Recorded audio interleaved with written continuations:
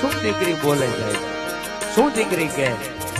માવતરની પાસે જઈને તો પોતે લાડે કોડેથી એમ કહેવાય પોતાના મનની વાત કરવાની હોય સાહેબ,